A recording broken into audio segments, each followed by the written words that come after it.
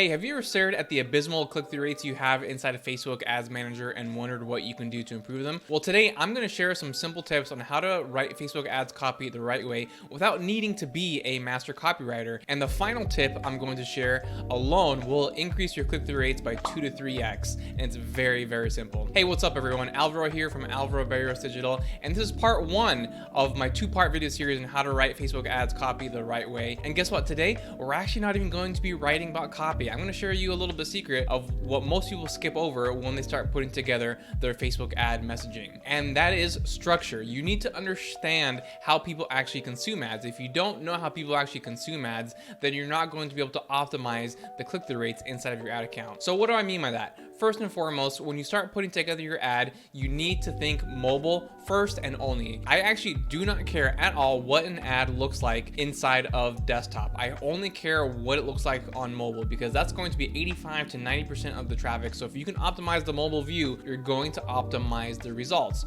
So that means two things. When it comes to your creative, it has to be without negotiation or anything like that in either a square, aka a 1x1 format, or a 4x5 format. That's going to maximize the real estate, take up the most space inside of the newsfeed. That way people are focused in and zeroed in on your ad. Now you might be saying, well, what if I have a video that's in landscape format and I can't shrink it down to square, otherwise it's going to cut away some stuff, so maybe some graphics or text overlays that you have inside of the video. Well, that's fine. All you want to do is take that landscape video and actually shrink it down into a square format, so you're gonna have some spacing above and below, just like in this example right here. And the cool thing is, for those spaces that you now have above and below, you can use that as additional space for text, secondary headlines, and also captions. So again, always 1x1 or 4x5 ratio for your creative. Okay, cool. So now that we have that part out of the way, the next thing that you want to understand is, how do people actually consume ads? It's very easy when you launch any single campaign to think about the end goal,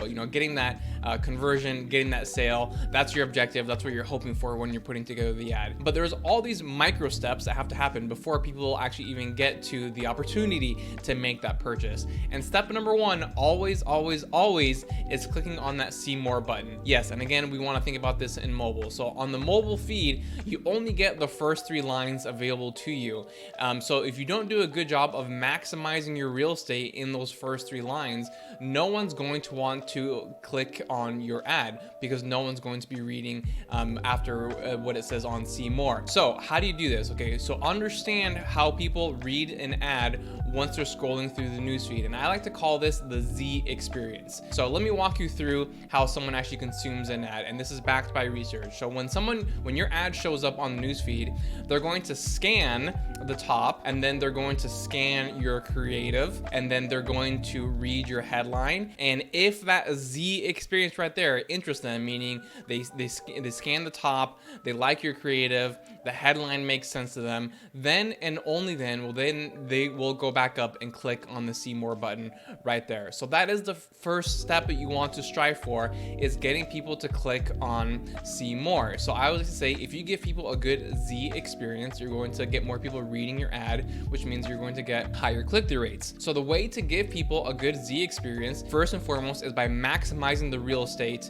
in the mobile newsfeed, using up all those 3 lines and including a full, or as close to a full statement as possible. It can be hard sometimes to fit a full statement in just 3 short lines, but you want to always maximize the real estate. Do not include any spaces right there. Then use a creative that's eye-catching, and then also make sure that you have a headline that can complete the thoughts of anything that you were not able to say inside of the first 3 lines. So take a look at this example right here. It starts off with, ever faced an objection on a sales call that felt like a sucker punch? Here are the exact words you can say. And it actually says next time after that. We couldn't quite fit that in, but it's enough of the thoughts that people actually know what we're actually saying there. And then we got the image of them kind of frowning inside of the photo, and then at the bottom we have, here's how these copywriters are using objections to close more sales.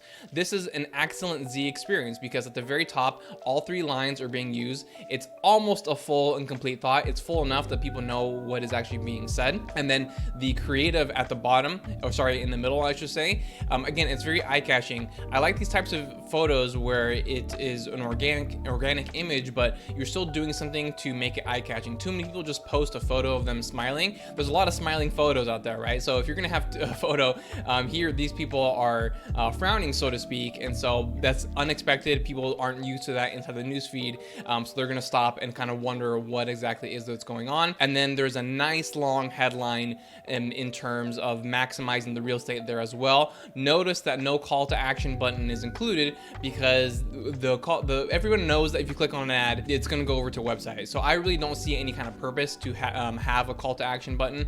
Unfortunately, for videos, it is required, but it's not necessary. I like to get rid of that call to action button as frequently as possible. Now, in part 2 of my video, I'm going to get more into the details of the actual elements that you see inside this ad, and we can get more inside of why it was structured this way and why it's optimized. But today in this video, I'm only focusing on structure. Like I said, this video, I promise you don't have to know anything about copywriting at all in terms of improving your click-through rates. You just have to know about structure and how people actually consume ads. So remember, always give them a good Z experience and your click-through rates are going to improve that way. And then lastly, the tip I'm going to tell you right now that is going to increase your click-through rates by 2 to 3x is that always include links inside of your body copy. Whether you have a short ad or a long ad, it doesn't matter. You want to include links inside of your body copy. And the reason for this, again, is mobile. Remember, on mobile, people have to scroll more in order to get to the bottom where they can click on the image or the headline in order to go to your